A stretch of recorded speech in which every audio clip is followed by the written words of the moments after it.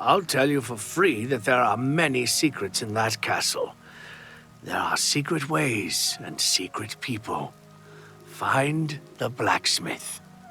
There are secret people? Okay. Blessings of Stendar upon you. They got that secret people. Let's head over. Let's head over here.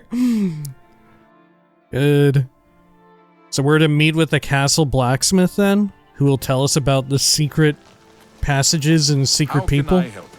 Maybe the blacksmith is a secret person. They're a secret person. Okay. They're the type of person that you walk up to, and you're like, you don't even think that they're a person. You're like, that's a rock. And then you get up close to them, you're like, oh my god, you're a person? I thought you were a plant. Okay. I'm joking, but this is like a common occurrence for certain types of Khajiit.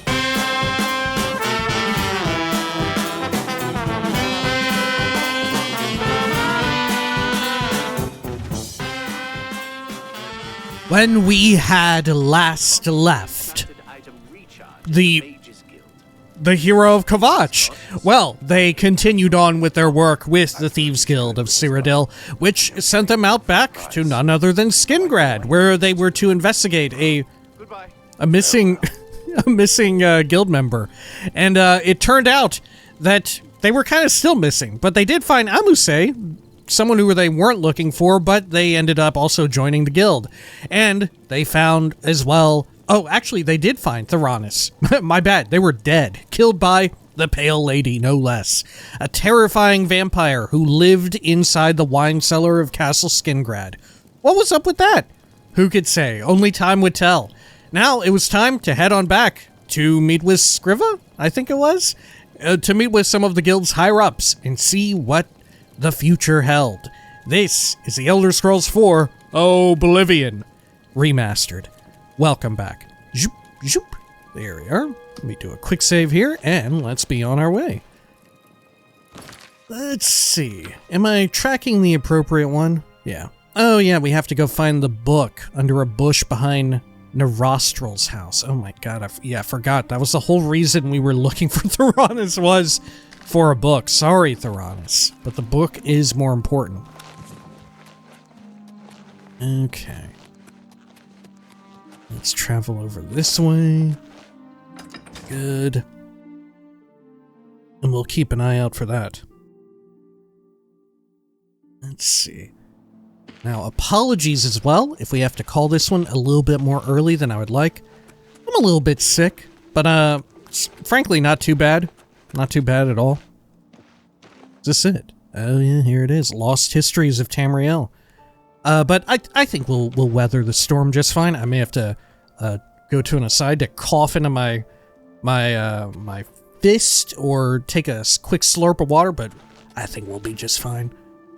All right, Lost Histories of Tamriel. It's quite short. We should probably read it because it is pertinent to what's going on. In an earlier volume, I discussed the vagaries and influences of the Adric prophecies, more commonly known as the Elder Scrolls. Readers wanting to know the history behind the highly inappropriate appellation Adric can refer to chapters 23 through 27. Is it appellation? Is that how you pronounce that? I'm not sure. Appellation? I think it's appellation, right? I don't know. Of my previous work for a full explanation as well as the incompetencies of my good comrade Theron of Mournhold, who named them thus. Do you meet Theron in Mournhold? Maybe. The influences of the archivally historic Elder Scrolls cannot be understated. Once a prophecy contained in an Elder Scroll is enacted in Tamriel, the text of the parchment becomes fixed. All readers ingest the same divine message. It becomes an historical document, declaring the unequivocal truth of a past event. Scholars, even those as dim-witted as Theron of Mournhold, cannot argue the bias of the writer, like he has with my earlier works. Not even magic can afford the word written upon those ancient pages. Okay. I have the lost histories of Tamriel. Now, all I have to do is return it to Scriva in Breville. Okay. Let's see. Let's head on over to Breville then, while it's nighttime.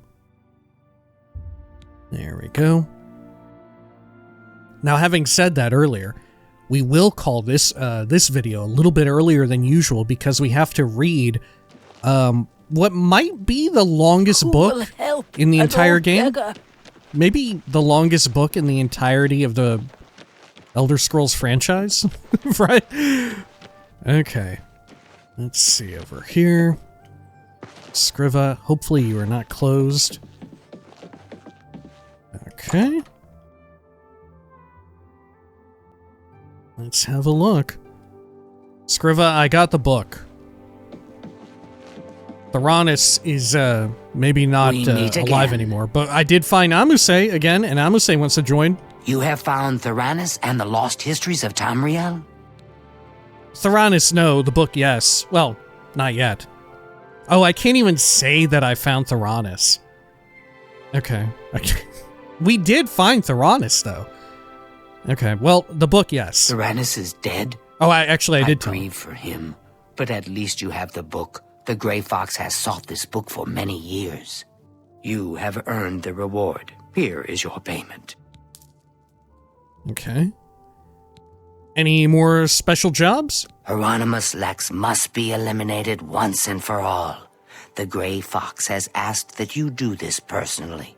It is a most delicate matter. What is the plan? Countess Umbranox of Anvil is hunting for a new captain of her guard. The Legion commander of the Imperial Watch sent her a list of candidates. The Grey Fox wants this list replaced with one that highly recommends Hieronymus Lex. From Anvil, he can do little harm to the guild. Where is the letter? The letter is currently in Steward Darahill's desk. She has lied to Lady Umbranox, telling her that the letter has yet to arrive. Why not just kill Lex? I mean, I feel like at this point we know the answer to that because they don't kill people, but I feel like we could also say, why not just forge a letter or something like that? There's so many other thiefly pursuits we could undertake here. Or like get him fired, right? Something like that. Or demoted even. Why not just kill Lex? We are thieves, not murderers. That is the province of the Dark Brotherhood. For reasons unknown to this one, the Grey Fox has extended his protection to the Umbranox family, and Lady Umbranox in particular. While Lex is a problem for the guild, his unwavering loyalty and resolve make him the perfect protector for Lady Umbranox. How do I forge the letter? Oh, we are going to forge it? Completely? Or we're just changing around some stuff? How do I forge the letter? You will have to track down one on your own. I don't know of any in Breville. With the forged letter in hand, sneak into the Legion commander's office in the Imperial City prison and seal it with his seal. Darahill cannot be trusted. You must deliver the letter to Lady Umbranox in person. Will you accept this commission? It shall be done. I'm not ready to do this yet. Yeah, I'll do it. That is good. Remember, this is a mission of stealth, not blood. Your payment will be higher than normal to cover the expense of the forgery. Okay. Very well. I've reached my goal. Yep, 500 worth. The hunter. Okay, let's get out of here then. Over here. And where do we need to head to first to pick up the letter at Darahill's? Where are they at? Oh, they are also in Anvil. Okay. Darahill cannot be trusted, sure. Well, let's head over here. Castle Anvil. May as well go straight there. I think we're still good. We're not taking sun damage, right? We should be fine. I wouldn't be able to fast travel otherwise, right? Yeah. Okay, great. And then, let's roll up in here. Oh wait, wrong place. Are they in the castle or no? Hi. Oh, hi. Okay. In Castle Anvil. Oh, Hello? right. It's asking me I need to go speak with a beggar. Okay. Weird that the markers are having me go speak with all the beggars to get details from them working as informants.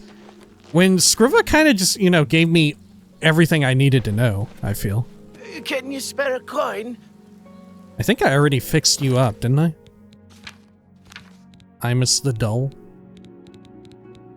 Let's see here.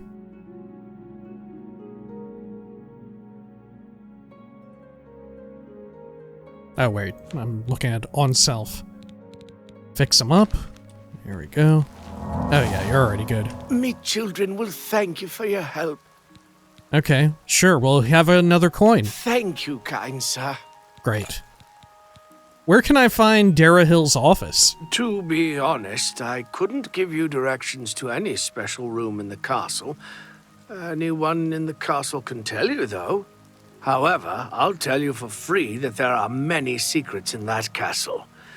There are secret ways and secret people. Find the blacksmith. There are secret people? Okay. Blessings of Stendar upon you. They got that secret people. Let's head over. Let's head over here. Good. So we're to meet with the castle blacksmith then, who will tell us about the secret passages and secret people. How can I help you? Maybe the blacksmith is a secret person.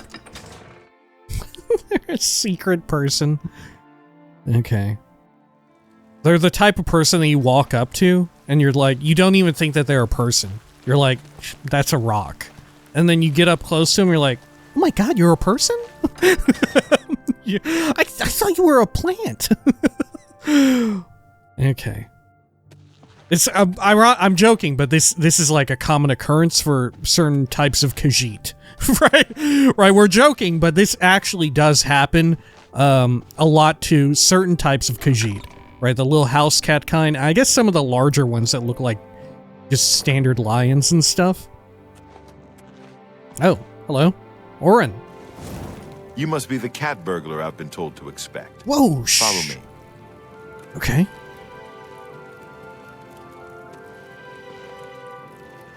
Couldn't even say that I'm one of the secret people.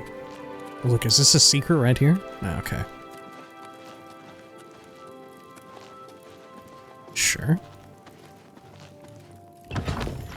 Oren has shown me a secret passage within the walls of Castle Anvil.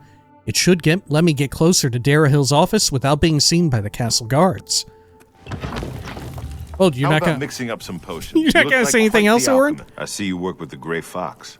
I sure do. How about 500 big ones? I would gladly let you invest in my shop. Okay.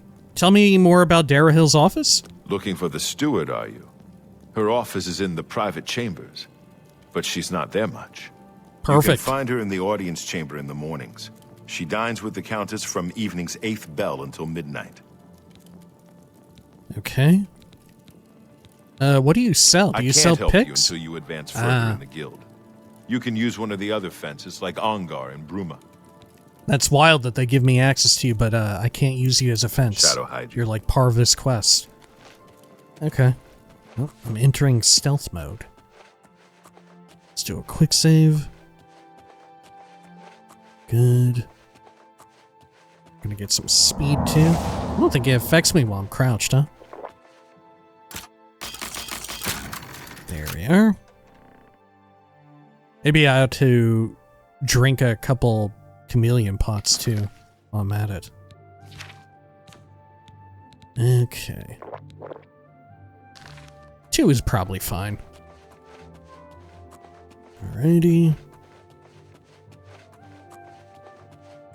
Good. Another pillar here.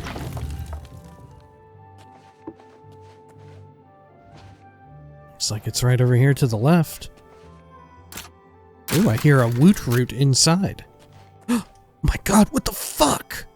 I thought she wasn't in the office much. What time is it?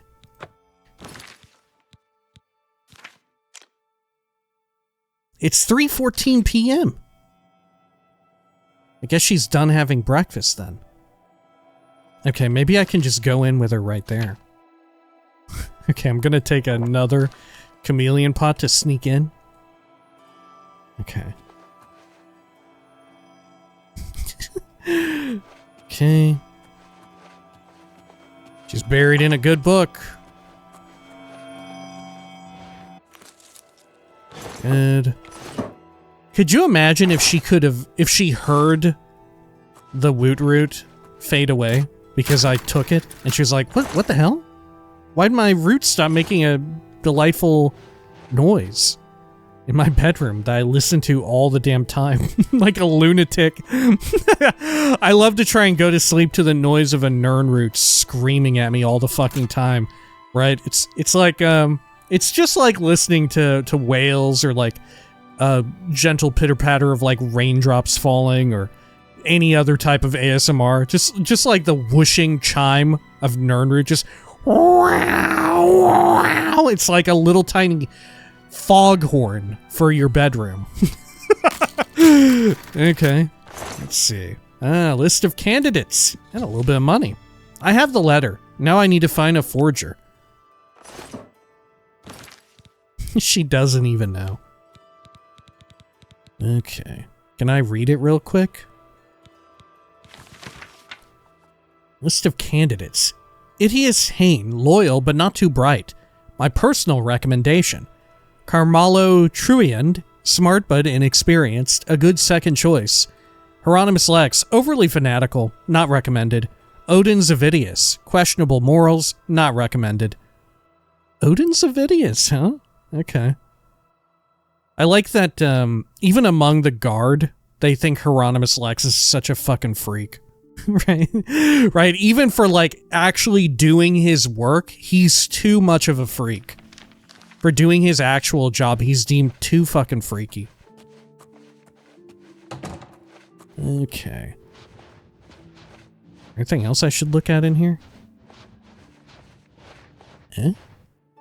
Oh, I best not. At least not while I'm on this quest. Okay.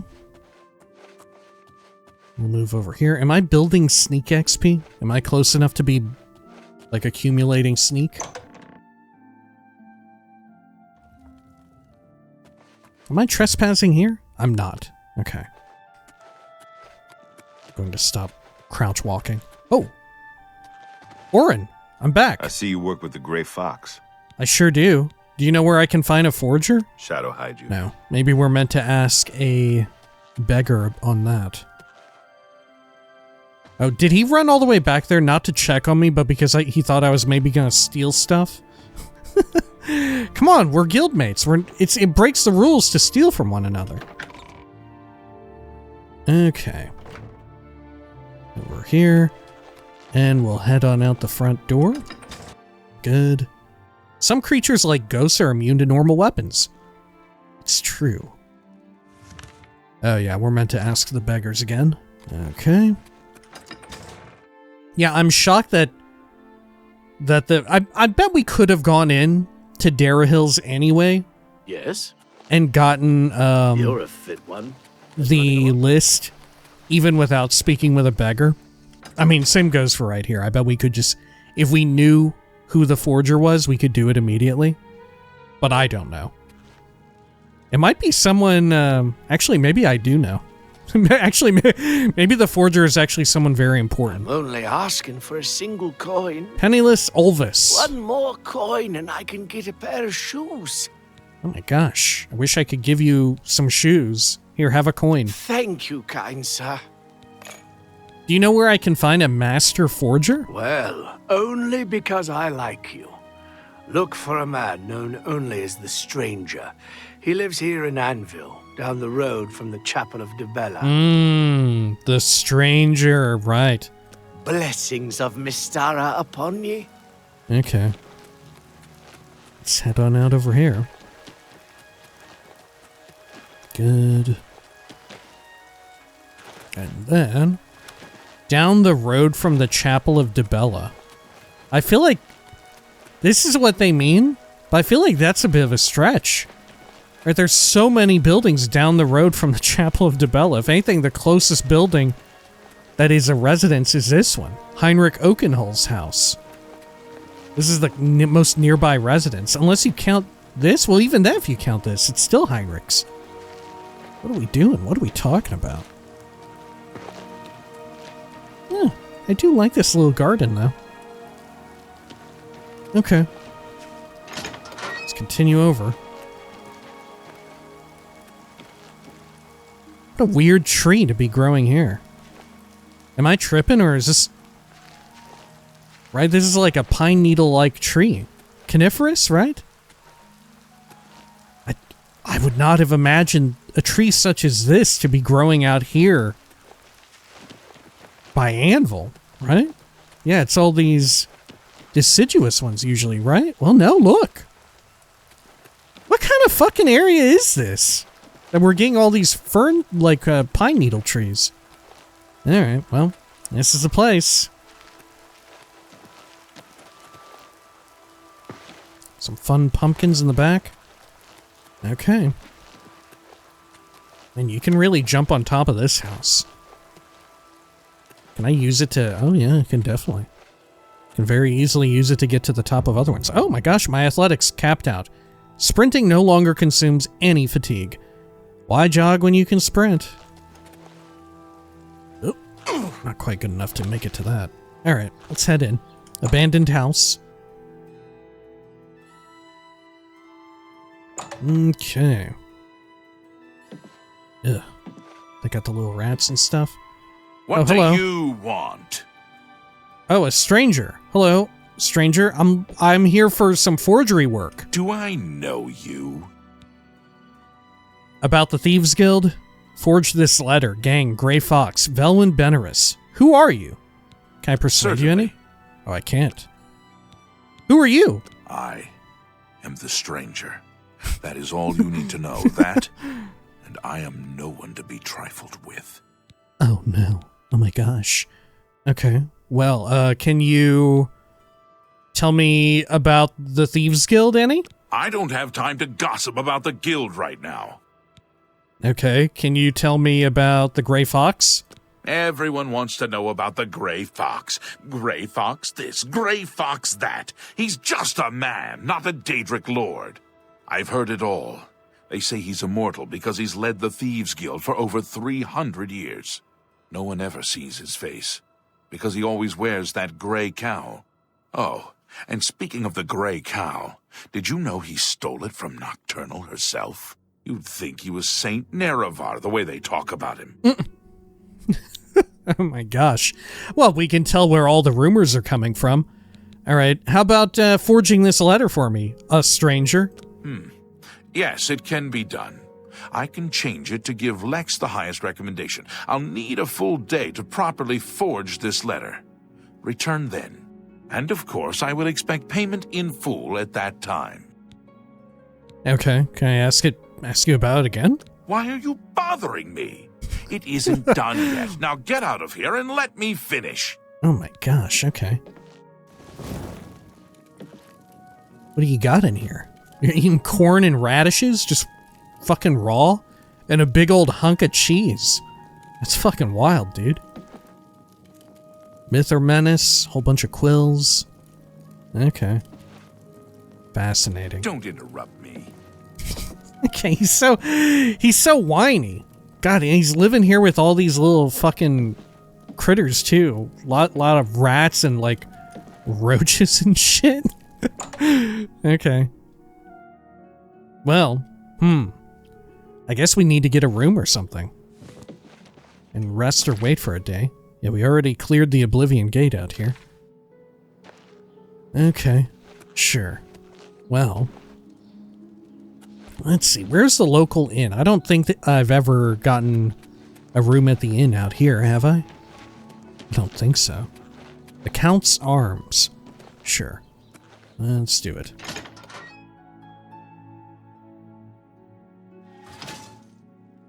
Oh my gosh.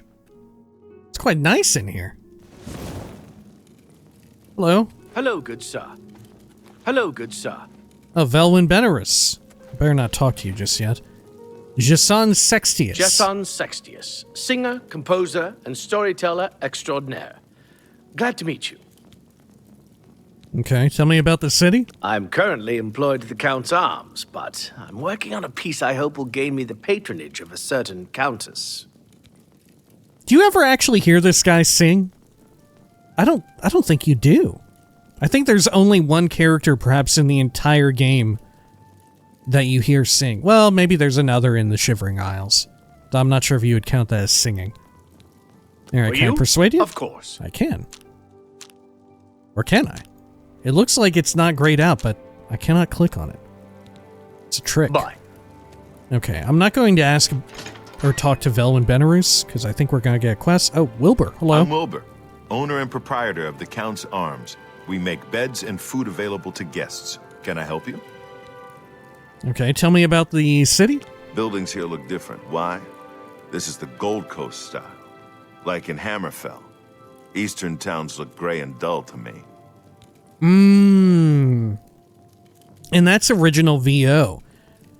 You know what? I guess that's why they changed a lot of the town to look more like brownish, more like sandstony, is to sort of be in line with this line of dialogue. Huh. That said, I think there's room to keep it sort of idiosyncratic with what he says, right? As it is in the original game, have it be a bit more grayish. Okay, how about 500 big ones? I would gladly let you invest in my shop. There we go. Tell me a rumor. Don't know if this is true, but I heard a gang of all-female thieves is preying on the married menfolk of the town. Okay. Can I trade with May you? I interest you in some of my fine wares? You've just got foodstuffs for alchemy. Okay. Fair enough. Well, do I have anything I can sell here? I don't think so.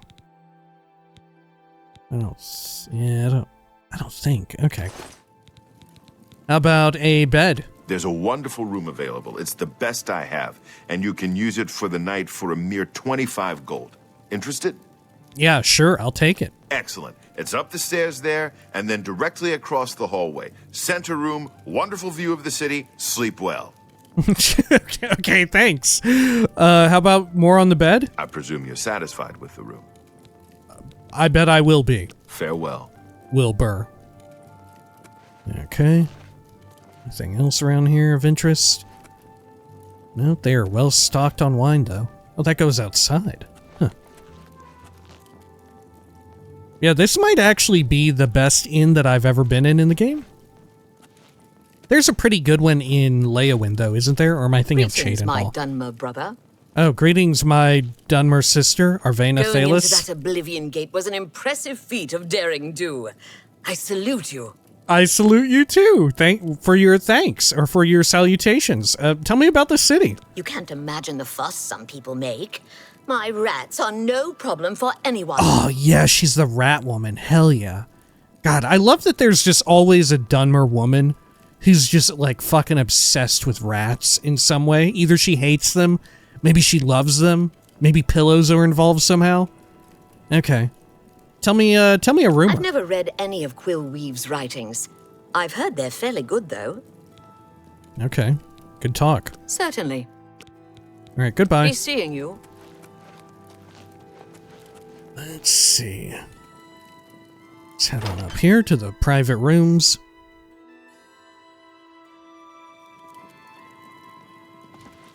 Okay. That should be another, like, Dunmeri, like, stereotype, right? It should be another one where it's that Dunmer sometimes get overly obsessed with, pillows and or rats. Okay, I'm gonna poke into these extra rooms here. Just to see what's inside. Anything good? I don't think so. Okay, sure. I'm kind of liking actually going in and renting a room at these places, right? It's something that, I don't know, weirdly enough, I've never done. I guess because you can so easily come to own a house in every city in the game. a lot of people just never rent out the rooms. Okay. It's it's emblematic of video games, especially role-playing games that are open world and especially sandboxy, because it's always like, well, I'm always just gonna have more money. Why bother with renting the room when I could buy a whole house in a few hours, right? Okay. Good. Oh, wow, they already set out an amazing feast for me. Yeah, I can even eat it. Okay. Sure. Oh, snooze for, I guess, 20... And we'll go 24 hours. That way it'll be a little bit later. Right. We'll very likely have to not worry about the sun, at least for long. That said, maybe we can chill out for a little bit longer and suck somebody off.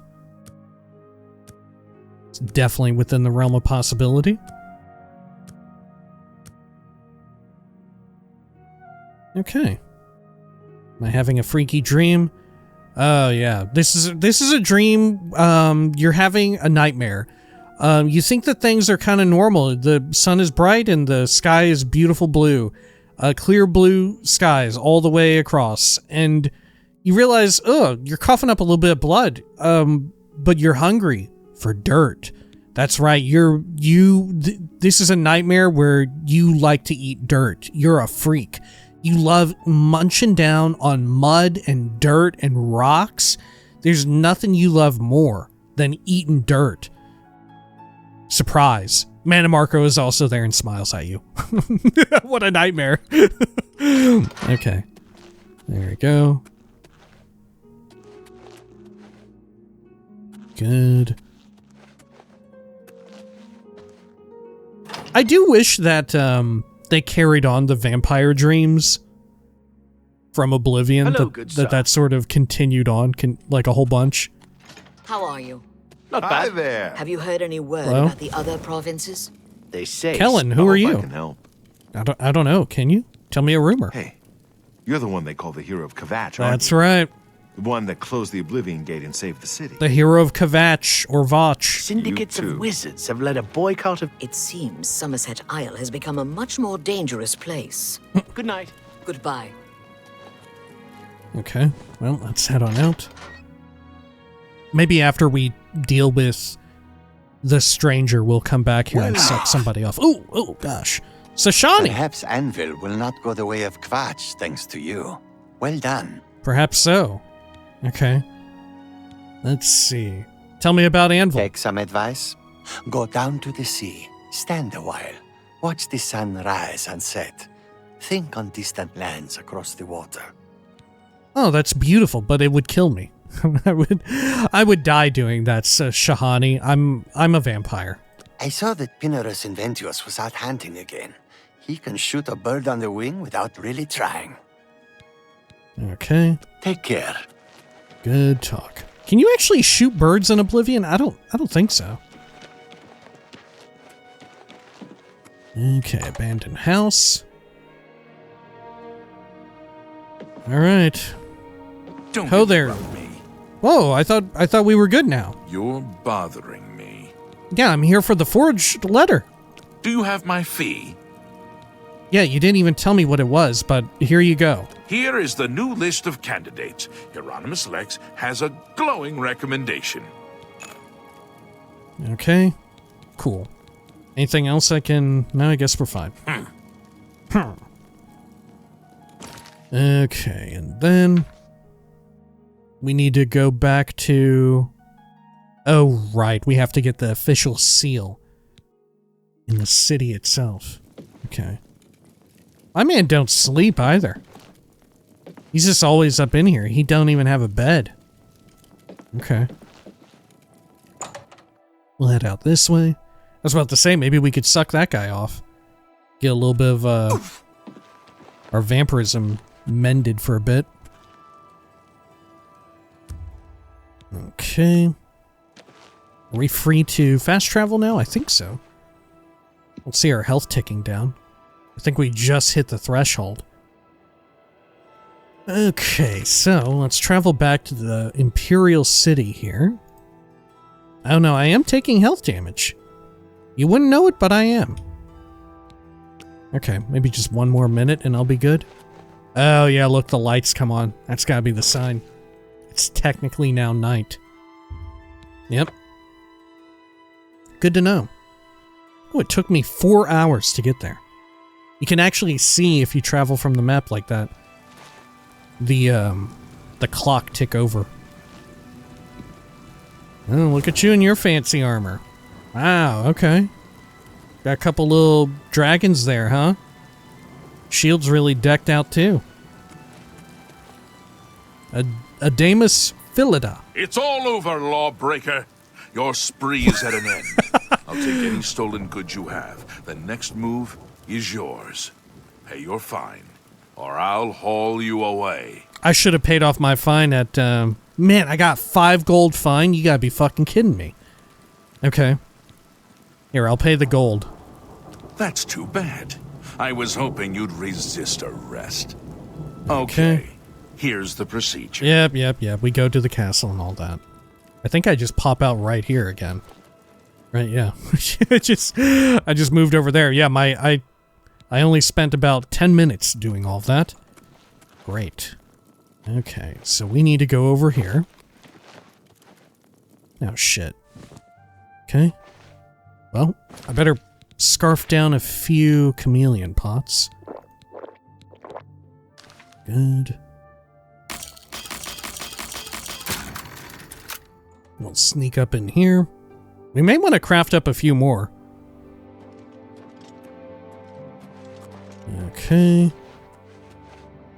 Legion basement. Legion commander's chest. Is this what we're looking for? Elven short sword. I'm gonna take that. I'm not too keen on it. I feel like I should take it.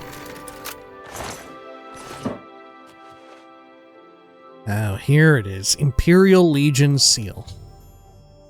I've sealed the letter with the Legion Commander's seal. Now I must deliver it to Countess Umbranox personally. I will take on the role of courier. Okay. Should I take the seal too? I think don't they get a little mad if you take the seal? I forget. I remember having this seal last time. Many years ago.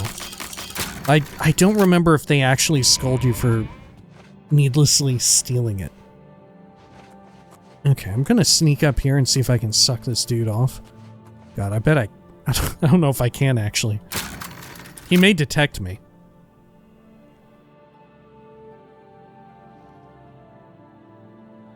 Oh yeah, perfect. Okay. I'm going to take another chameleon pot. Imperial watch. Yum. Oh shit! By the 9 divines! Oh, by the 9 divines! Okay, good. What is it that determines whether or not they wake up when I do that? There's definitely some times where they sure as hell do not wake up. Alright, let's fast travel all the way to Anvil. Somehow they didn't aggro onto me. I guess because I was invis, or chameleoned. Okay. There we are. Great. Then, you know what I should also have equipped here as I'm running around? My fucking love bomb. That way I can level that up some more. That's what I should have. Do I have any others that are a bit more wild? I don't think so. There we go. It just so happens State that your business. Milona Umbranox is out as well. Okay. Oh, there. I am Milona Umbranox, Countess of Anvil. I hope you enjoy your visit. I trust you will give us no cause to regret our hospitality to strangers. Well, tell me about your fine city. You can best know Anvil by walking its streets and speaking with its people. My favorite time is the harbor at sunset, the sun and sea to the west. Okay. About a rumor? With Regulus Terentius for a father, what do you expect from Gellius? The acorn never falls too far from the tree. That's horrible to say about your own citizenry. How about, what do you think about Chancellor Okato? Chancellor Okato has performed heroically. No one else could have held the Empire together during this crisis. Okay. And I heard that you're looking for a new guard captain. Actually, Go can I ahead. persuade you? Ooh, I can. Okay. Is that Sure. so? That's Don't talk such rot. Well done. There we You're are. wasting your breath. Oh, what nonsense. Remarkable. I like what a great... You can't scare me. Don't try to manipulate... Really? You can't scare me. Oh, that's great. That's really too much. That's not now. Well done. Is that so? Okay. And about your new guard captain. You have the Imperial Watch recommendation for my new guard captain. Normally, these missives are handled by my steward, Cyrodiil. Let me see that. Hieronymus Lex looks like the best choice. I was about to give the position to Cyrodiil's cousin. I have the Nepotism. orders right there. I'll fill in his name, and you can deliver it to Captain Lex. Thank you, courier. My steward will tip you. Okay. Sure. You are dismissed. Transfer orders. Can I read them? Let's see here. Oh, I should have read the forged one, too. And seen what the stranger wrote in. Let's see here. Transfer orders. By order of the Legion Commander of the Imperial Watch, Hieronymus Lex is relieved of his duties as a watch captain of the Imperial Watch. His services are to be contracted to the Countess of Anvil for the remainder of his Imperial contract. When that contract expires, the Countess of Anvil may choose at her discretion to retain or release him. Legion Commander, Imperial Watch.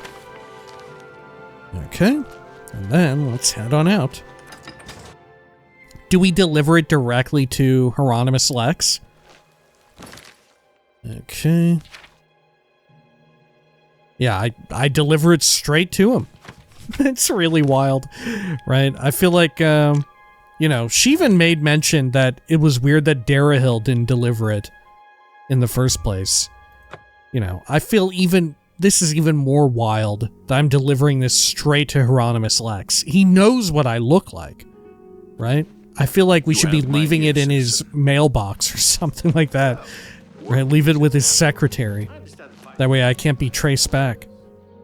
Bad work for some folks. Really? What's going on? Staffs is the best place in the city to buy. Because, there's literally...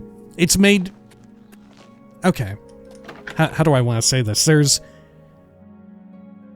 There's a big point about the Gray Fox of people not knowing what that guy looks like.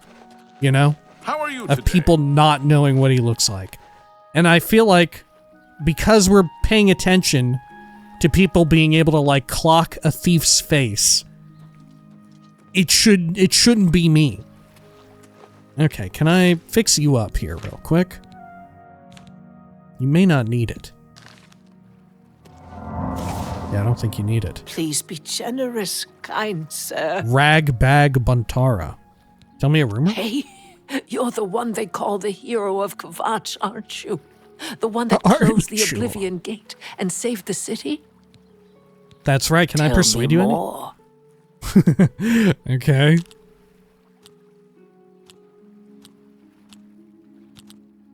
Don't waste. What a dumb joke. That's amazing. You've got a point. Okay, good talk. Blessings of the shadow upon ye. Hail, good citizen. How can I be of service? Well, you can start by heading straight to Anvil. Stop right there, criminal scum! Nobody breaks the law on my watch. I'm confiscating your stolen goods. Now pay your fine, or it's off to Oh jail. my god. What was it? Was it from sucking that dude off? Oh my god. Okay. Sure. I'll pay the gold. I'll pay the gold. Here's the procedure. Okay. Fuck me. Right, man. We should have paid a visit to, well, I don't even know who could have covered us that time. Ah, it's good to see you, citizen. Oh, yes, I know who you are. You've become something of a legend in these parts. Oh, yeah? Hopefully you don't really know who I am, though, you know what I'm saying? Tell me about the city. It is a wonderful city, and I'm proud to have served her for 40 years. But I'm ready to retire. Let the young folks take over the reins. Okay, good talk. Carry on. Let's head over here. I would love to hear more about, like, internal politicking within groups like the Legion, like the Guard and all of that. Oh man, I'm still a chameleon somehow. Look, except for my fucking head. Okay, cool. I like that. But I'd love to hear more about the internal politics of the Imperial Legion with regards to them opting to, at least in the Imperial City, have predominantly Imperials in the Guard, you know? They don't really have anybody else, right? If anything, I think you could make a decent case for, like, with a Legion Guard or something, for it to be an elf, because they're so long-lived, you know? But let's head on out over here. Meet back up with Hieronymus. Better take a pot there. Give me some speed. Yeah, I just have the chameleon effect forever now, I guess. I don't know why. Is it because I went to jail? Citizen? How do you do? Do you know Hail, Mandel? good citizen. I hear he's Hail, Hieronymus Lex. Something to report? I sure do. You're the new guard captain in Anvil. I've been reassigned. This is outrageous. The Grey Fox had a hand in this. I know it. I am bound by duty and honor to obey this order. After all these years, he has finally won. Maybe fate will be kind and deliver him to me in Anvil. Okay. Tell Can I me more. persuade you at all? Oh, I kind of can. Okay, Don't be okay. silly. Yeah. Don't. Please, I'm sorry. Yeah. Don't be silly. No more. You're frightening me. You're a big You're frightening me. Was that no more? Not bad. You're good. Okay. I'll leave it only once for asking Anvil. for a Great. And now who do I report back to? Scriva? Yeah, okay. Good lord. Really have to figure your way around this one. Okay. And then back to Breville. Yeah, all the ones from Scriva send you to so many different people that at a certain point you have to wonder, like, should I even be reporting to Scriva, or like, should I report to fucking Methrodel? Or, what can I do for you, Archmage? or what's his name? With the book? Should I just go back to the fucking stranger? Right? Scriva sends you to so many different people. At least compared to the previous ones. Okay. Over here. Oh, there's Scriva? The esteemed cat burglar honors me. Let's see, I have...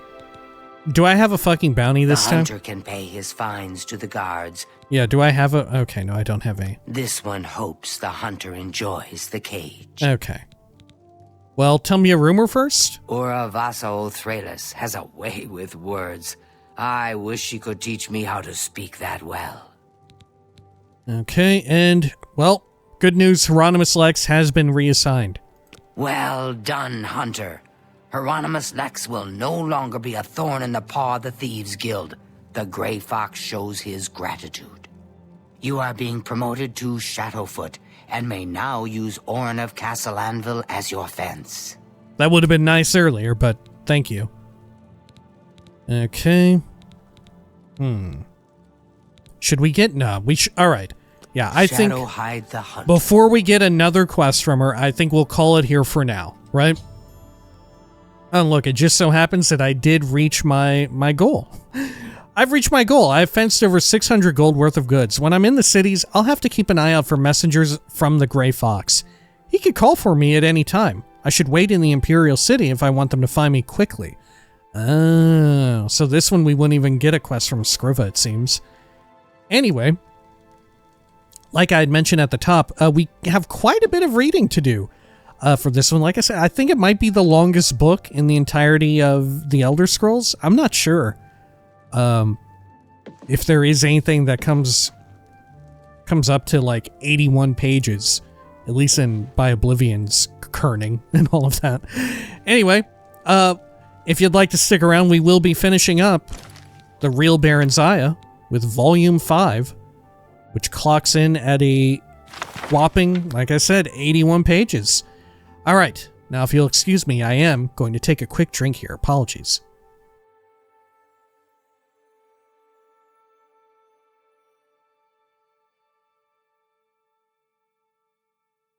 All right.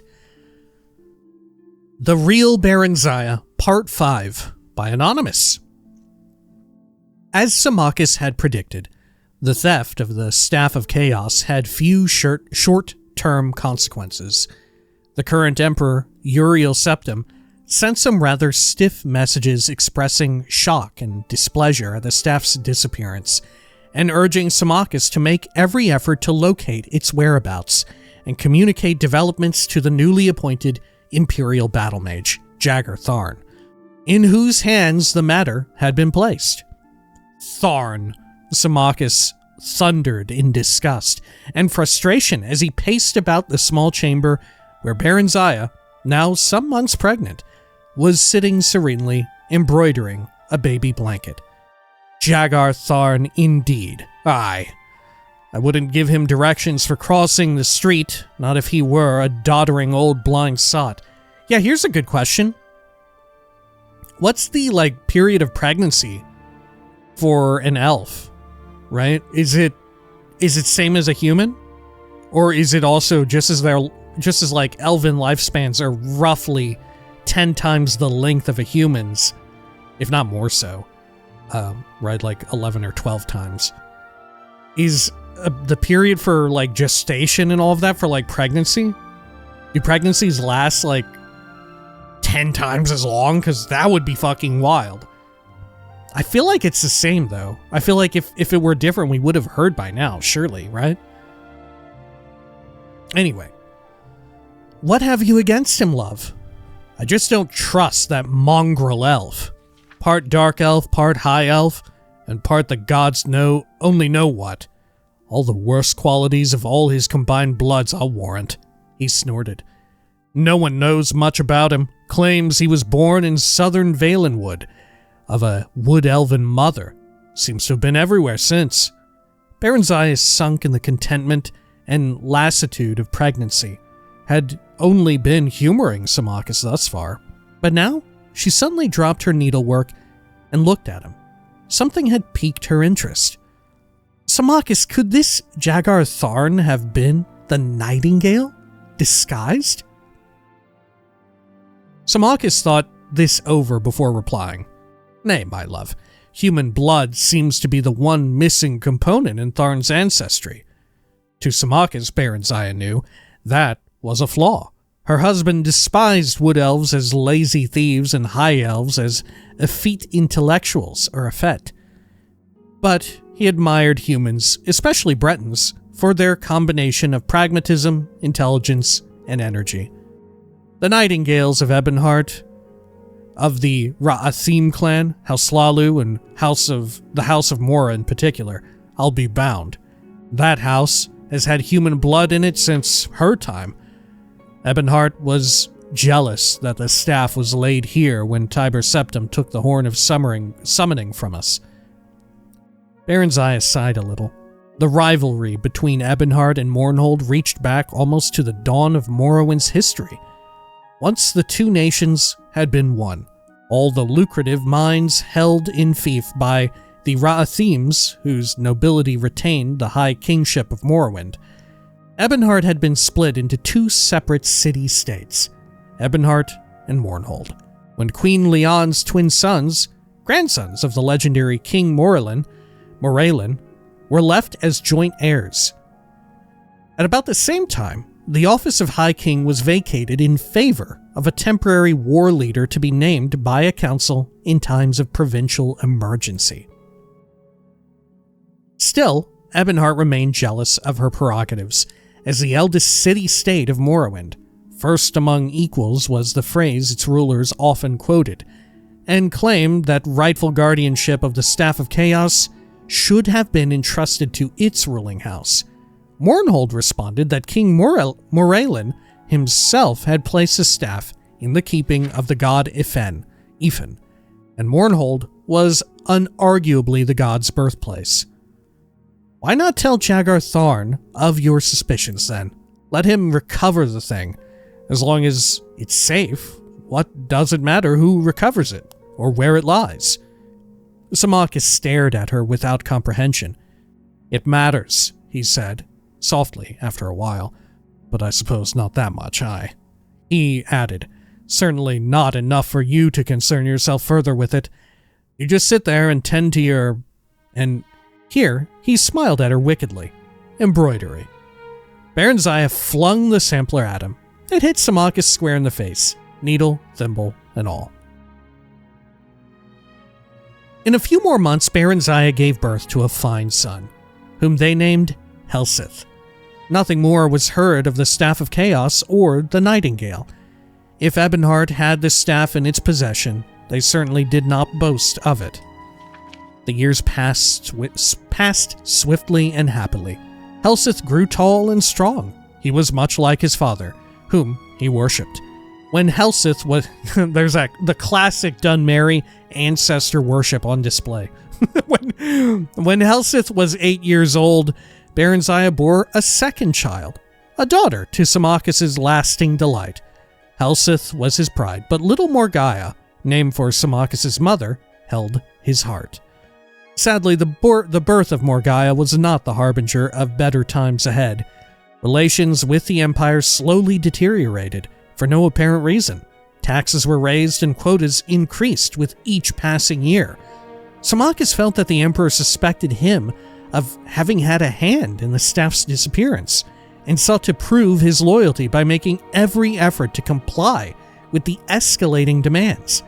He lengthened working hours and raised tariffs, and even made up some of the difference from both the Royal Exchequer? I don't know what that is. Is that someone who writes checks for the royalty? And their own private holdings, yeah, it must be. But the levies multiplied, and commoners and nobles alike began to complain. It was an ominous rumble. I want you to take the children and journey to the Imperial City, Samakis said at last in desperation one evening after dinner. You must make the Emperor listen. Else all Mournhold will be up in revolt come spring. He grinned forcibly. You have a way with men, love. You always did. Baronziah forced a smile of her own. Even with you, I take it? Yes, especially with me. He acknowledged amiably. Both children? Baronziah looked over toward a corner window, where Helsith was strumming a lute and crooning a duet with his little sister. Helsith was 15 by then, Morgaya 8. They might soften his heart. Besides, it's high time Helsith was presented before the Imperial Court. Perhaps, but that's not your true reason. Baronziah took a deep breath and grasped the nettle. You don't think you can keep them safe here. If that's the case, then you're not safe here either. Come with us, she urged. He took her hand in his. Baronziah, my love, heart of my heart, if I leave now, there'll be nothing for us to return to. Don't worry about me. I'll be all right. I can take care of myself, and I can do it better if I'm not worrying about you or the children. Baronziah laid her head against his chest. Just remember that we need you. I need you. We can do without the rest of it if we have each other. Empty hands and empty bellies are easier to bear than an empty heart. She started to cry, thinking of the Nightingale and that sordid business with the staff. My foolishness has brought us to this pass. He smiled at her tenderly. If so, 'tis not so bad a place to be. His eyes rested indulgently on their children. None of us shall ever go without or want for anything. Ever. Ever, my love. I promise you. I cost you everything once, Baron Zaya. I and Tiber Septim. Without my aid, the Empire would never have begun. I helped its rise. His voice hardened. I can bring about its fall. You may tell Uriel Septim that, and that my patience is not infinite. Baron Zaya gasped. Symmachus was not given to empty threats. She'd no more imagined that he would ever turn against the Empire than that the old house wolf lying by the grate would turn on her. How? She demanded breathlessly, but he shook his head. Better that you not know, he said. Just tell him what I told you should he prove recalcitrant, and do not fear. He's septim enough that he will not take it out on the messenger. He smiled grimly. For if he does, if he ever harms the least hair on you, my love, or the children, so help me all the gods of Tamriel, he'll pray that he hadn't been born. I'll hunt him down, him and his entire family, and I won't rest until the last septim is dead. The red dark elven eyes of Symmachus gleamed brightly in the ebbing firelight. I plight you that oath, my queen. Or my love, my queen, my Baron Zaya. Baron Zaya held him as tight as she could, but in spite of the warmth in his embrace, she couldn't help shivering. Baron Zaya stood before the Emperor's throne, trying to explain Mournhold's straits. She'd waited weeks for an audience with Uriel Septim, having been fobbed off on this pretext or that. His Majesty is indisposed, and urgent matter demands His Excellency's attention. I'm sorry, Your Highness, there must be some mistake. Your appointment is for next week. No, see. And now it wasn't even going well. The Emperor did not even make the slightest pretense at listening to her. He hadn't invited her to sit, nor had he dismissed the children. Helseth stood still as a carven image. The little Morgaya had begun to fuss. The state of her own mind didn't help her any. Shortly upon arrival at her lodgings, the Mournholdian ambassador to the imperial city had demanded entry, bringing with him a sheaf of dispatches from Symmachus. Bad news, and plenty of it. The revolt had finally begun. The peasants had organized around a few disgruntled members of Mournhold's minor nobility, and were demanding Symmachus step down and hand over the reins of government. Only the Imperial Guard and a handful of troops whose families had been retainers of Baron Zaya's house for generations stood between Symmachus and the rabble. Hostilities had already broken out, but apparently Symmachus was safe and still in control. Not for long, he wrote. He entreated Baron Zaya to try her best with the Emperor, but in any case, she was to stay in the Imperial City until he wrote to tell her it was safe to go back home with the children. She had tried to barge her way through the Imperial bureaucracy with little success, and to add to her growing panic, all news from Mournhold had come to a sudden stop. Tottering between rage at the Emperor's numerous majordomos and fear of the fate awaiting her and her family, the weeks had passed by tensely, agonizingly, remorselessly. Then one day, the Mournholdian ambassador came calling to tell her she should expect news from Symmachus the following night at the latest. Not through the regular channels, but by Nighthawk.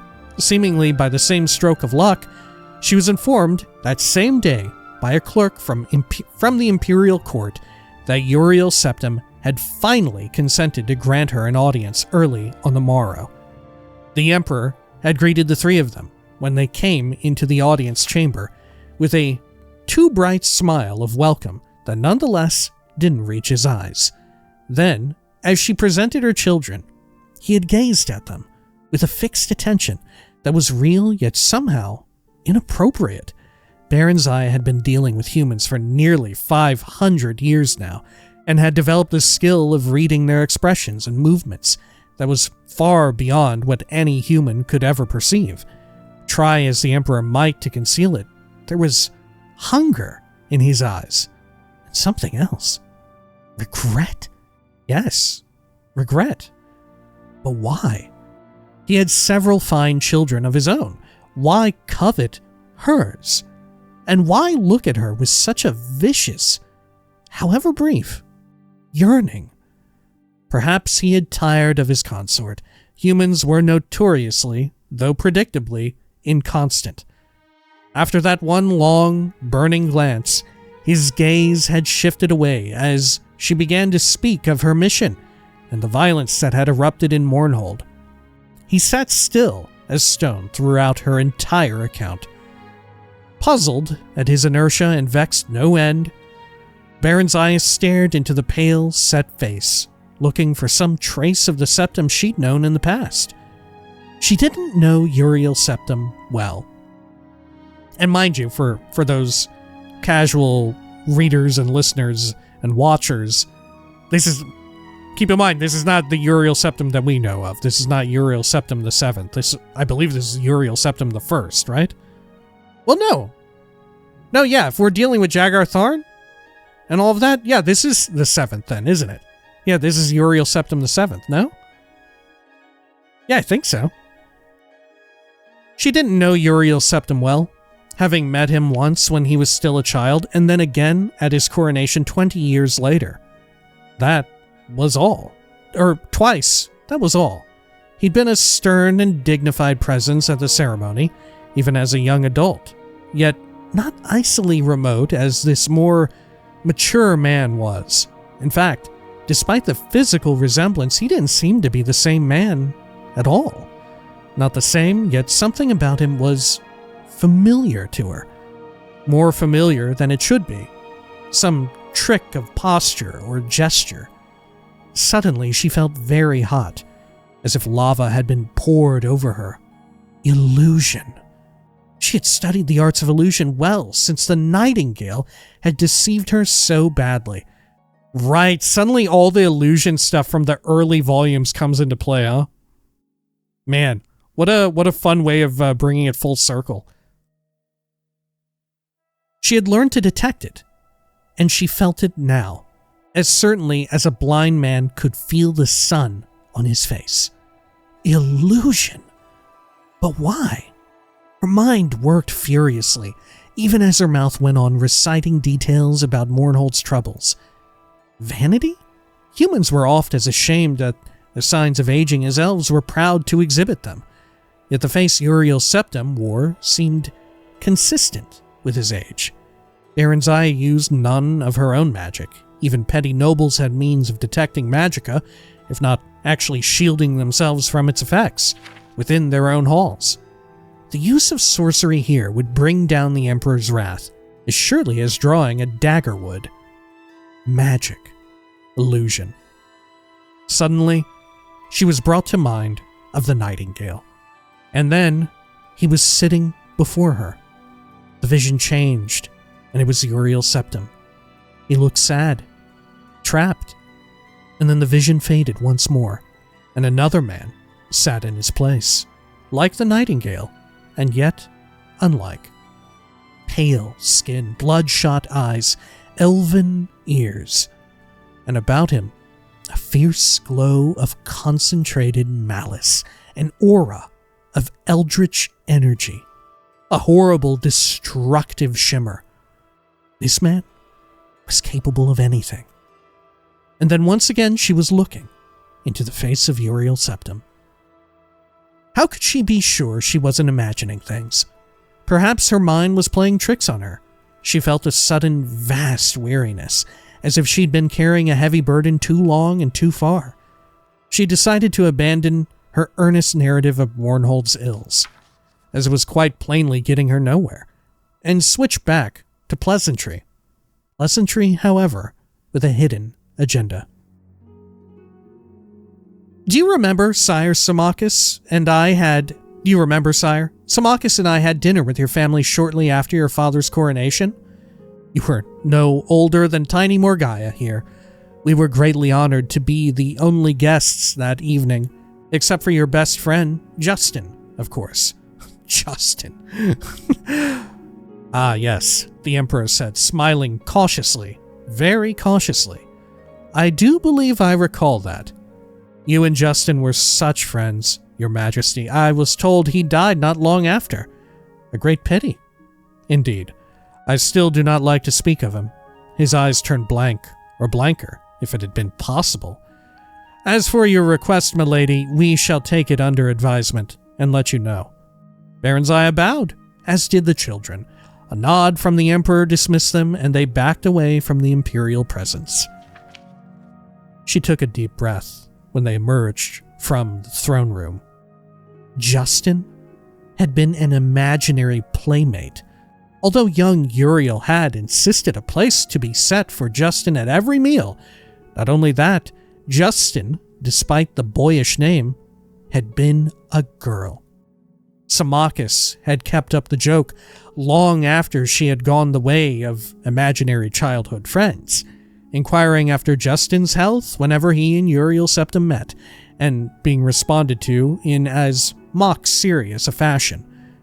The last Baronziah had heard of Justin, several years ago, the Emperor had evidently joked elaborately to Symmachus that she had met an adventurous, though incorrigible Khajiit youth, married him and settled down in Lilendril to raise fire ferns and mugworts.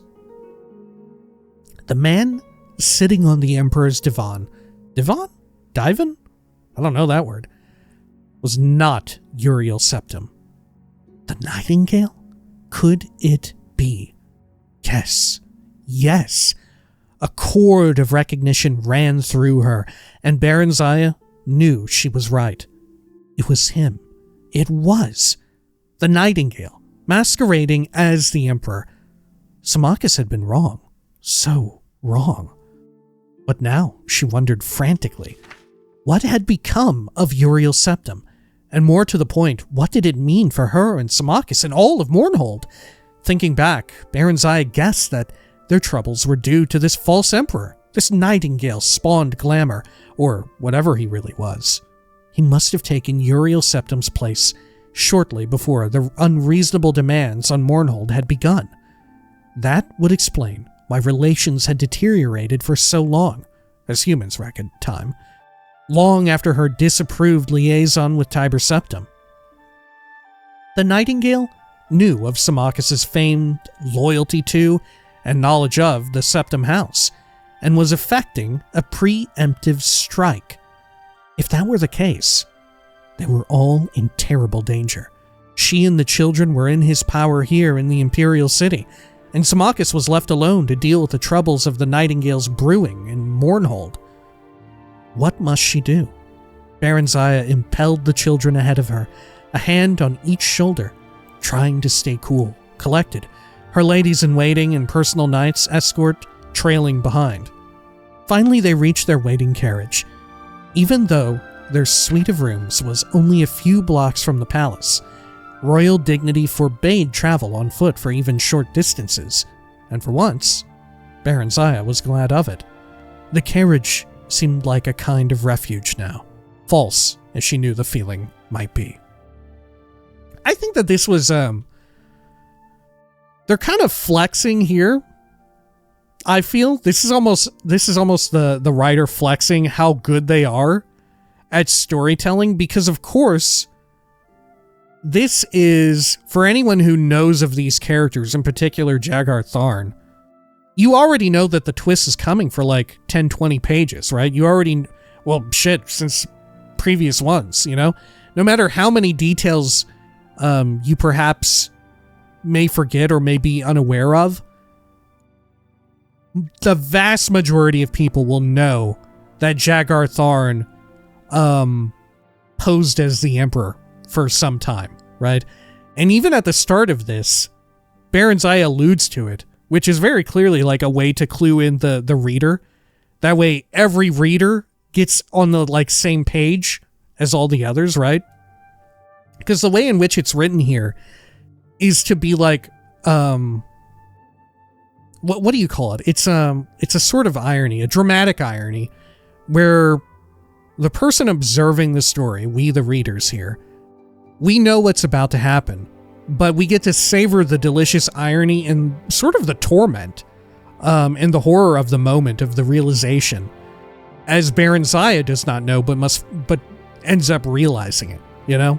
And to pull that off, I feel it does require some chops, because usually when it comes to a big reveal like that, you can rely on like your audience also being blindsided, right?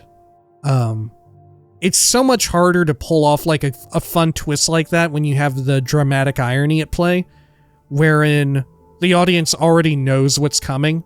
So you have to make sure your like exposition and all of that is super satisfying and super fun. And I think they pull it off here, you know? I think they execute it pretty damn well. Which, of course, we still have more to read. But yeah, handled very well, and as you would expect, right? Given the rest of these books, that it would be executed with such, I don't know what you would say, executed so well, I guess. Anyway. A boy dashed up to one of the guards and handed him a scroll, then pointed toward the carriage.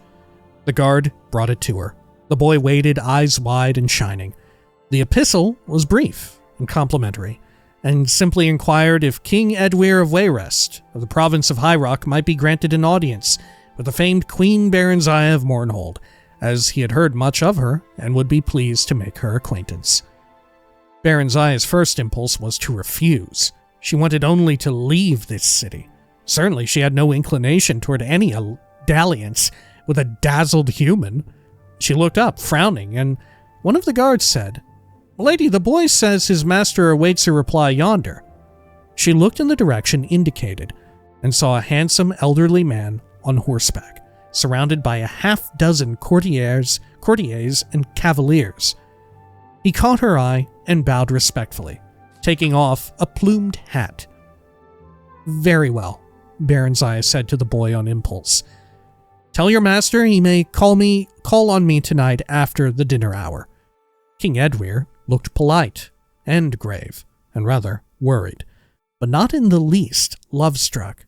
At least, that was something, she thought pensively. Baronzaya stood at the tower window, waiting. She could sense the familiar's nearness, but though the night sky was clear as day to her eyes, she could not yet see him. And suddenly, he was there.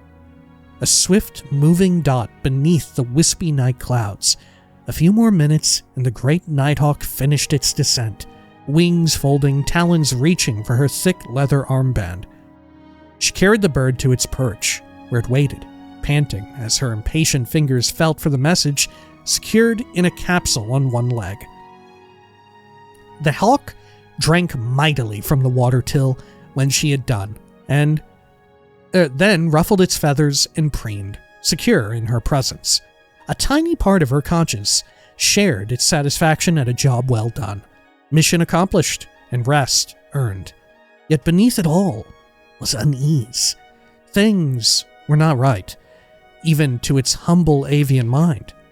Her fingers shook as she unfolded the thin parchment and pored over the cramped writing. Not Symmachus's bold hand. Baronzaya sat slowly, fingers smoothing the document while she prepared her mind and body to accept disaster calmly, if disaster it would be. Disaster it was. The Imperial Guard had deserted Symmachus and joined the rebels. Symmachus was dead. The remaining loyal troops had suffered a decisive defeat. Symmachus was dead.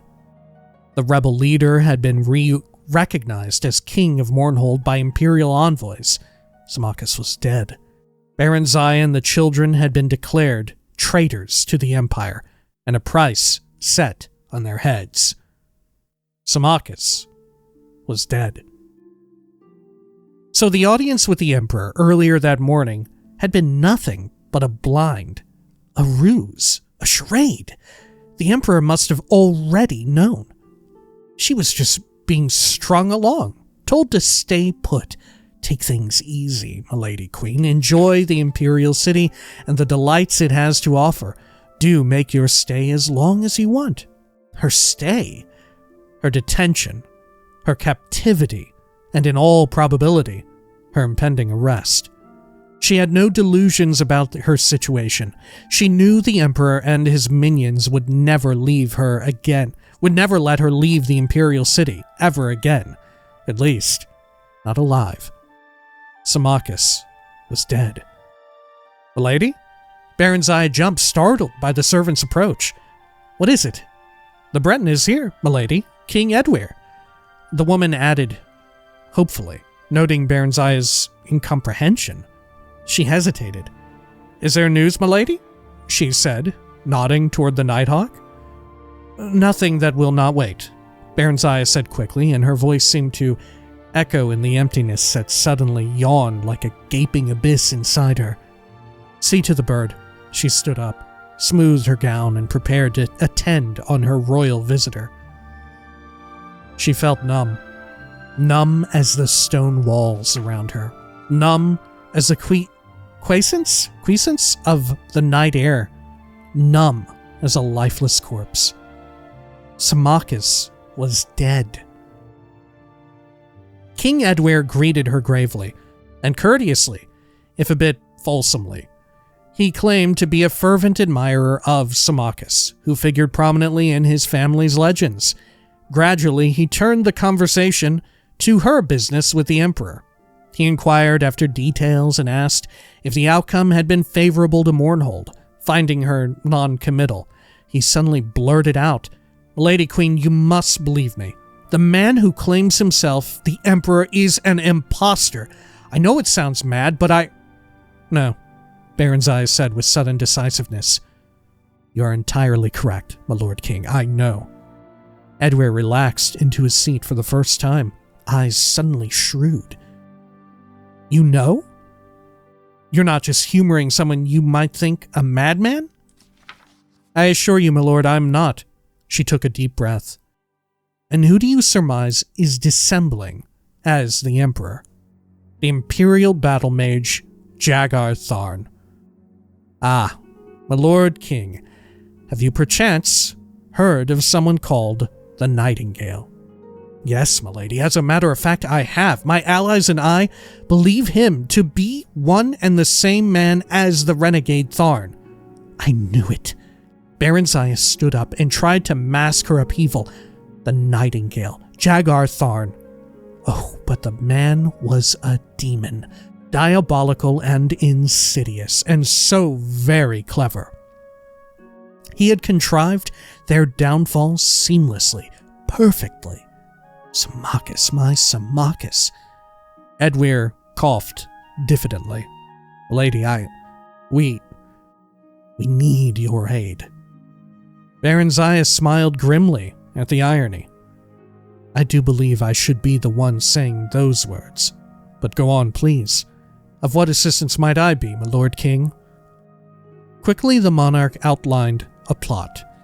The mage Rhea Silmain, of late apprenticed to the vile Jagar Tharn, had been killed and declared a traitor by the false emperor.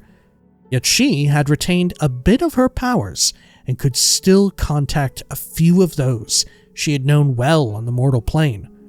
She had chosen a champion who would undertake to find the Staff of Chaos, which had been hidden by the traitorous sorcerer in an unknown site. This champion was to wield the staff's power to destroy Jagar Tharn, who was otherwise invulnerable, and rescue the true emperor being held prisoner in another dimension. However, the champion, while thankfully still alive, now languished in the Imperial dungeons. Tharn's attention must be diverted, while the Chosen One gained freedom with Rhea's spirit's help. Baron Zaya had the false emperor's ears, and seemingly his eyes. Would she provide the necessary distraction? I suppose I could obtain another audience with him, Baron Zaya said carefully. But would that be sufficient? I must tell you that my children and I have just recently been declared traitors to the Empire. In Mournhold, perhaps, milady, and Morrowind. Things are different in the Imperial City and the Imperial Province. The same administrative morass that makes it near impossible to obtain an audience with the Emperor and his ministers also quite assures that you would never be unlawfully imprisoned or otherwise punished without benefit of due legal process. In your case, milady, and your children's, the situation is further exacerbated by your royal rank. As queen and heirs apparent, your persons are considered inviolable. Inviolable? Yeah, I think so. Sacrosanct, in fact. The king grinned. The imperial bureaucracy, milady, is a double-edged claymore. So, at least she and the children were safe for the time being. Then a thought struck her. My Lord King, what did you mean earlier when you said I had the false emperor's eyes? And seemingly at that. Edware looked uncomfortable. It was whispered among the servants that Jagar Tharn kept your likeness in a sort of shrine in his chambers. I see. Her thoughts wandered momentarily to that insane romance of hers with the Nightingale. She had been madly in love with him, foolish woman. And the man she had once loved had caused to be killed the man she truly did love. Loved. He's gone now. She still couldn't bring herself to accept the fact that Symmachus was dead. But even if he is, she told herself firmly, my love is alive and remains. He would always be with her, as would the pain of living the rest of her life without him, the pain of trying to survive each day, each night, without his presence, his comfort, his love, the pain of knowing he would never see his children grow into a fine pair of adults, who would never know their father, how brave he was, how strong, how wonderful, how loving, especially little Morgaya. And for all you have done to my family, Nightingale, you must die. Does that surprise you? Edware's words broke into her thoughts. What? Does what surprise me? Your likeness in Tharn's room. Oh, her features set imperturbably. Yes and no. Edware could see from her expression that she wished to change the subject. He turned once again to their plans. Our chosen one may need a few days to escape, milady. Can you gain him a bit more time? You trust me in this, my Lord King? Why? We are desperate, milady. We have no choice. But even if we did, why yes. Yes, I would trust you. I do trust you. Your husband has been good to my family over the years. The Lord Symmachus is dead. What? Baron Zaya related the recent events quickly and coolly. Lady, Queen, but how dreadful! I'm so sorry. For the first time, Baron Zaya's glacial poise was shaken. In the face of sympathy, she felt her outward calm start to crumble. She gathered her composure and willed herself to stillness. Under the circumstances, my lady, we can hardly ask. Nay, good my lord, under the circumstances, I must do what I may to avenge myself upon the murderer of my children's father. A single tear escaped the fortress of her eyes. She brushed it away impatiently. In return, I ask only that you protect my orphan children as you may. Edware drew himself up. His eyes shone. Willingly do I so pledge, most brave and noble queen, the gods of our beloved land, indeed Tamriel itself, be my witnesses. His words touched her absurdly, yet profoundly. I thank you from my heart and my soul, good my lord King Edware. You have mine and my children's everlasting... She broke down. Man, dude. King Edwir. What a fucking bro. Right? What a fucking cool ass dude. What a fantastic guy. What a stand-up dude of all dudes ever. My God. I mean, at least in this telling, who knows, maybe there'll be like, we'll find out something else where he's a bit of a piece of shit too, right? Because Lord knows, right, like everyone else in this story, if anything, King Edwir, maybe this was written by him or one of his descendants or something, because man, he's the only one who hasn't gotten anything negative whatsoever. Even like the main character, Baron Zaya, has had plenty of downsides to her, right? Plenty of less savory parts told of her, right? Same goes for Symmachus and all that. But somehow King Edwir, just the fucking goat, right? Oh my God. Dudes rock. She did not sleep that night, but sat in a chair beside her bed, hands folded in her lap, thinking deep and long into the waxing and waning of the darkness. She would not tell the children, not yet, not until she must. She had no need to seek another audience with the Emperor. A summons arrived at first light. She told the children she expected to be gone a few days, bade them give the servants no trouble and kiss them goodbye. Morgaya whimpered a bit.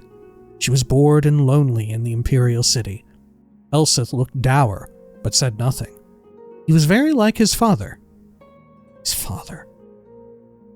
At the Imperial Palace, Baron Zaya was escorted not into the great audience hall, but to a small parlor where the emperors sat at a solitary breakfast. He nodded a greeting and waved his hand toward the window. Magnificent view, isn't it? Baron Zaya stared out over the towers of the great city. It dawned on her that this was the very chamber where she'd first met Tiber Septim all those years ago. Centuries ago.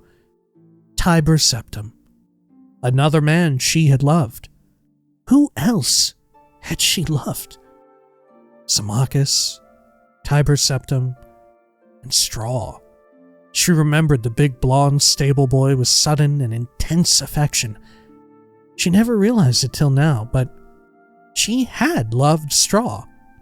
Only she had never let him know. She'd been so young then.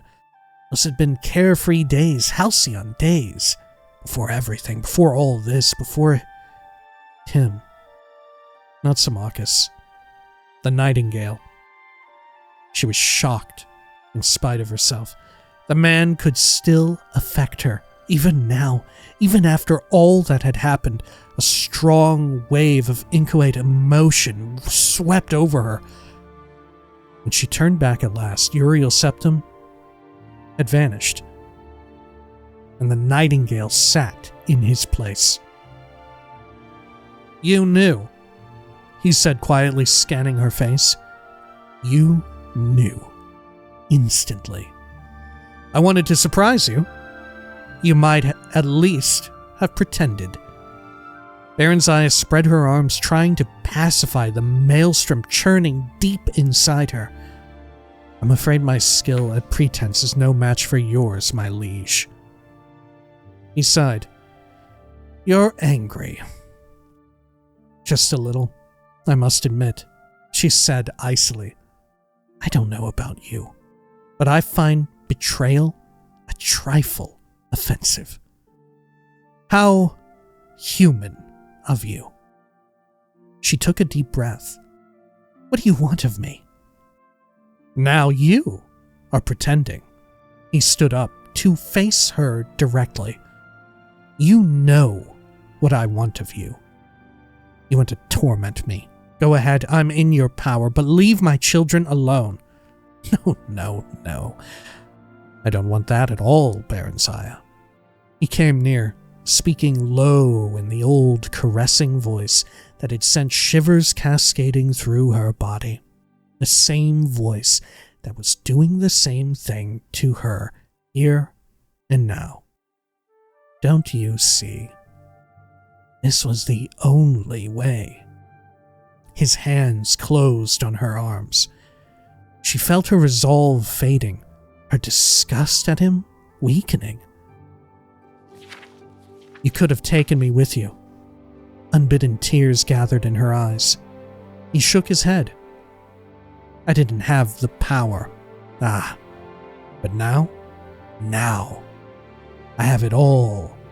Mine to have, mine to share, mine to give to you.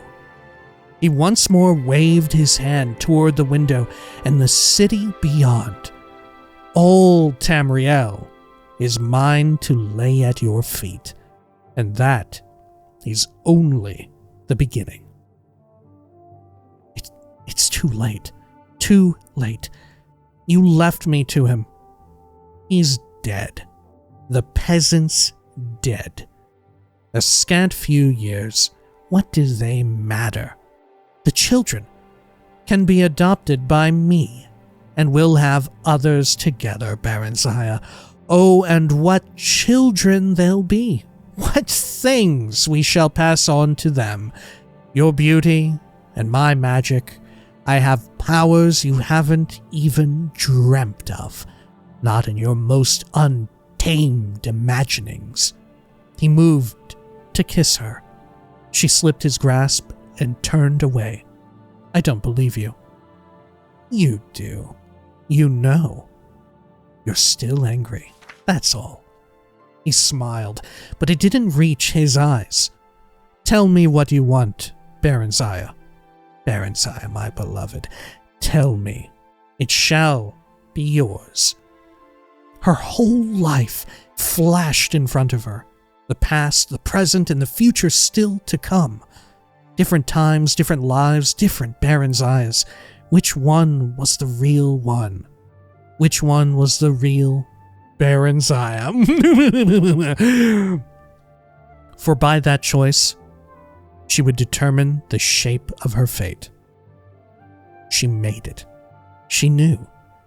She knew who the real Baronzaya was, and what she wanted. A walk in the garden, my liege, she said. A song or two, perhaps. The nightingale laughed. You want to be courted, and why not? You do it so well. It's been long, besides, since I've had the pleasure. He smiled. As you wish, milady Queen Baronzaya. Your wish is my command. He took her hand and kissed it, now and forever.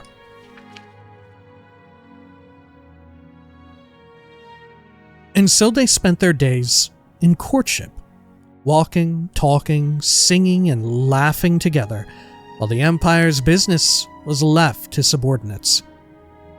I'd like to see the staff, Baronzaya said idly one day. I only had a glimpse of it, you'll recall. He frowned.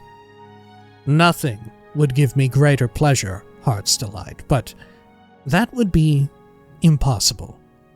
You don't trust me, Baronzaya pouted, but softened her lips when he leaned over for a kiss. Nonsense, love, of course I do, but it isn't here, he chuckled. In fact, it isn't anywhere. He kissed her again, more passionately this time. You're talking in riddles again. I want to see it. You couldn't have destroyed it. You've gained in wisdom since last we met. You inspired my hunger for knowledge somewhat. She stood up. The Staff of Chaos can't be destroyed, and it can't be removed from Tamriel, not without the direst consequences to the land itself. Ha! You impress me, my love. All true. It is not destroyed, and it is not removed from Tamriel. And yet, as I said, it isn't anywhere. Can you solve the puzzle? He pulled her to him, and she leaned into his embrace. Here's a greater riddle still, he whispered. How does one make one of two? That I can, and will show you." Their bodies merged, limbs tangled together. Later, when they had drawn a bit apart, and he lay dozing, she thought sleepily. 1 of 2, 2 of 1, 3 of 2, 2 of 3. What cannot be destroyed or banished might be split apart, perhaps. She stood up, eyes blazing. She started to smile. The Nightingale kept a journal. He scribbled entries into it every night, after quick reports from underlings. It was locked in a bureau, but the lock was a simple one. She had, after all, been a member of the Thieves' Guild in a past life, in another life, another Baronziah. One morning, Baronziah managed to sneak a quick look at it while he was occupied at his toilet. While he was taking a dump, she forgot about this. She discovered that the first piece of the Staff of Chaos was hidden in an ancient dwarvish mine called Fang Lair. Although its location was given only in the vaguest of terms. The diary was crammed with jotted events in an odd shorthand and was very hard to decipher. All Tamriel, she thought, in his hands and mine, and more perhaps. And yet, for all his exterior charm, there was a cold emptiness where his heart should have been. A vacuum of which he was quite unaware, she thought. One could glimpse it now and then, when his eyes would go blank and hard, and yet, though he had a different concept of it, he yearned for happiness too, and contentment. Peasant dreams, Baronziah thought, and straw flashed before her eyes again, looking lost and sad, and then Theris with a feline Khajiit smile, Tiber Septim powerful and lonely, Symmachus, stolid Symmachus, who did what ought to be done, quietly and efficiently. The Nightingale, a riddle and a certainty, both the darkness and the light, the Nightingale who would rule all and more, and spread chaos in the name of order. Baronziah got reluctant leave from him to visit her children, who had yet to be told of their father's death. Man, still? And of the Emperor's offer of protection. She finally did. It wasn't easy. Morgaya clung to her for what seemed an era, sobbing wretchedly, while Helseth ran off into the garden to be alone, afterward refusing all her attempts to speak to him on the subject of his father, or even let her hold him to her breast. Edwire, called on her while she was there. She told him what she had discovered so far, explaining that she must remain a while yet and learn more as she could. The Nightingale teased her about her elderly admirer. He was quite aware of Edwire's suspicion, but he wasn't the least bit perturbed, for no one took the old fool seriously. Baronziah even managed to arrange a reconciliation of sorts between them. Edwire publicly recanted his misgivings, and his old friend, the Emperor, forgave him. He was afterward invited to dine with them at least once a week. The children liked Edwire, even Helseth, who disapproved of his mother's liaison with the Emperor, and consequently detested him. He had become surly and temperamental as the days passed, and frequently quarreled with both his mother and her lover. Edwire was not happy with the affair either, and the Nightingale took great delight at times in openly displaying his affection for Baronziah just to nettle the old man. They could not marry, of course, for Uriel Septim was already married. At least, not yet. The Nightingale had exiled the Empress shortly after taking the Emperor's place, but had not dared harm her. She was given sanctuary by the Temple of the One. It had been given out that she was suffering from ill health, and rumors had been circulated by the Nightingale's agents that she had mental problems. The Emperor's children had likewise been dispatched to various prisons all across Tamriel, disguised as schools. Very fun way to draw from, like, real-life points of comparison, right? Sending away the previously standing Empress under the premise of her being, like, being ill at health or, like, mentally unwell, you know? Historically happened a lot, right? In particular with women, right? For real. She'll grow worse in time, Nightingale said carelessly, referring to the Empress and eyeing Baronzia's swollen breasts and swelling baby with satisfaction. As for their children, well, life is full of hazards, isn't it? We'll be married. Your child will be my true heir. He did want the child. Baronzia was sure of that. She was far less sure, however, of his feelings for her. They argued continually now, often violently, usually about Helseth, whom he wanted to send away to school in Somerset Isle, the province farthest from the imperial city. Baronzia made no effort to avoid these altercations. The Nightingale, after all, had no interest in a smooth, unruffled life, and besides, he thoroughly enjoyed making up afterward. Occasionally, Baronzia would take the child and retreat to their old apartment, declaring she wanted no more to do with him. But he would always come to fetch her back, and she would always let herself be fetched back. It was ineffable, like the rising and setting of Tamriel's twin moons. I guess we're getting our answer to my question earlier. She was 6 months pregnant before she finally deciphered the location of the last staff piece. An easy one, since every dark elf knew where the Mount of Dagoth was.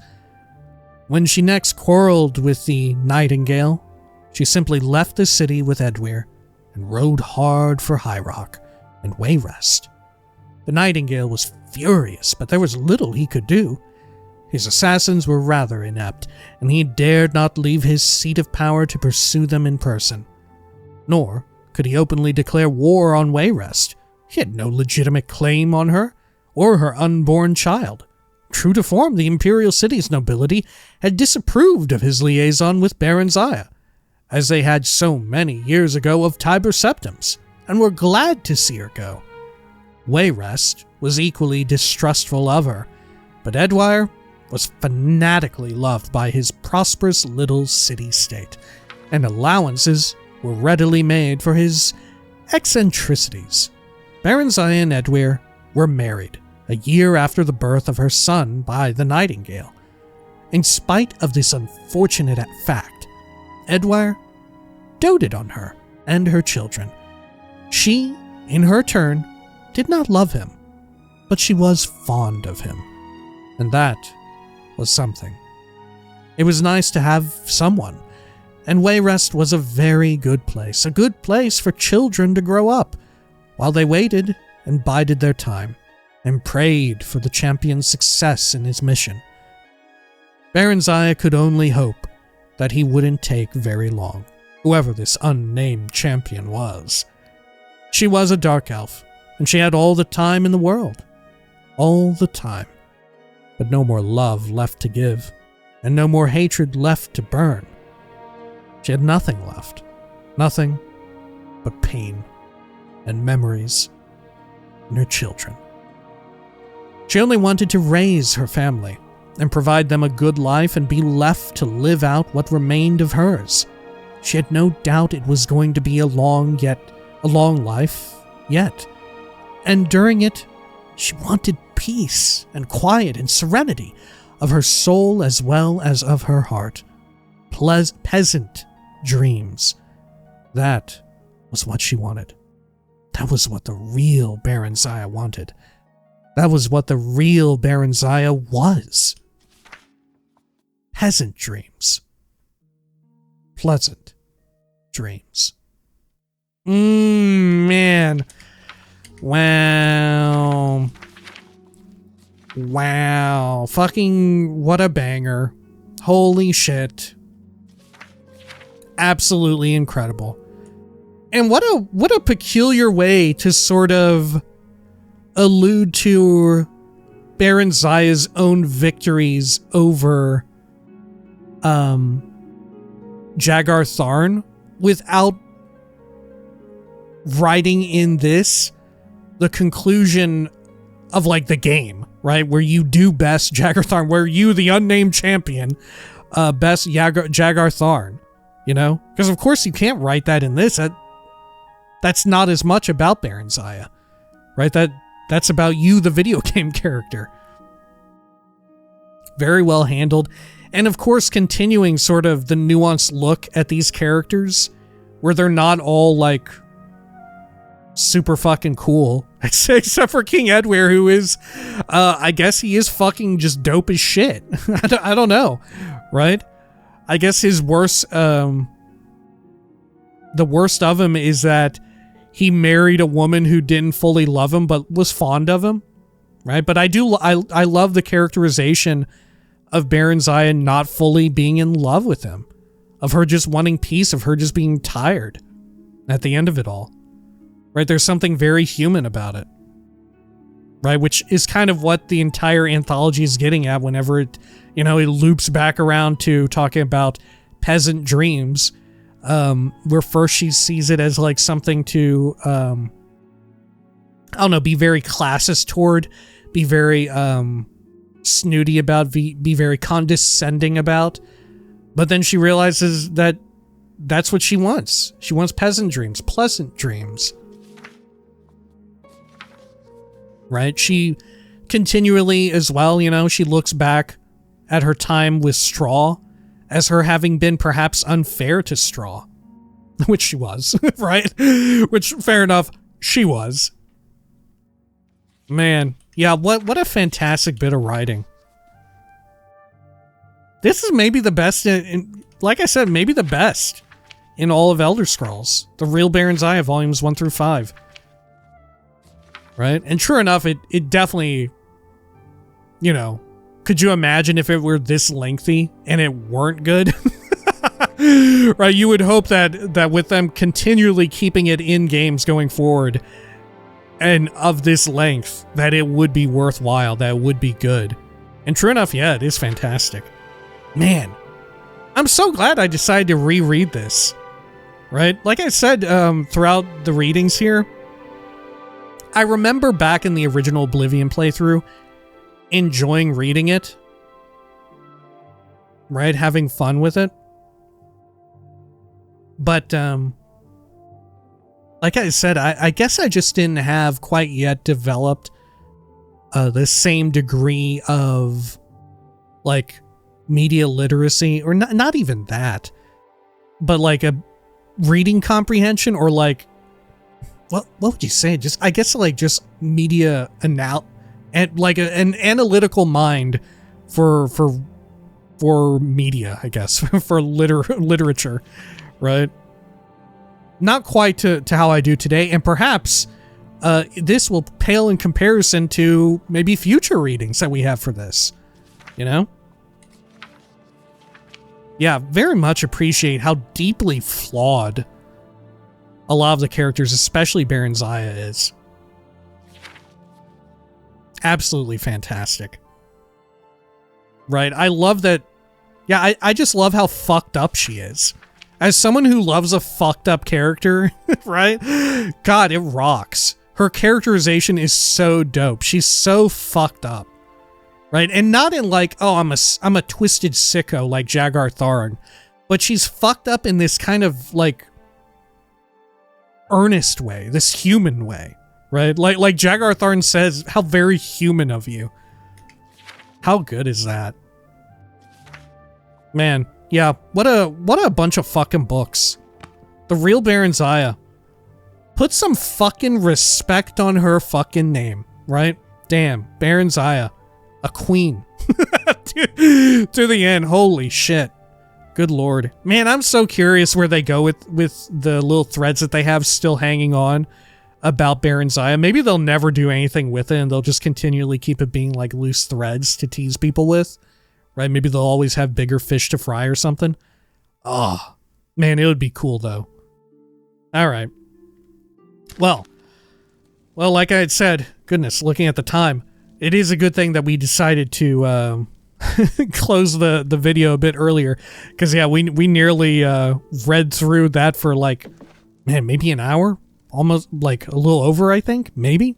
I'm not sure. Good gravy. Is that the longest book in all of Elder Scrolls? I don't know. You would think maybe like, well, ESO tries to keep it brief, doesn't it? Yeah. Certainly got to be the longest well...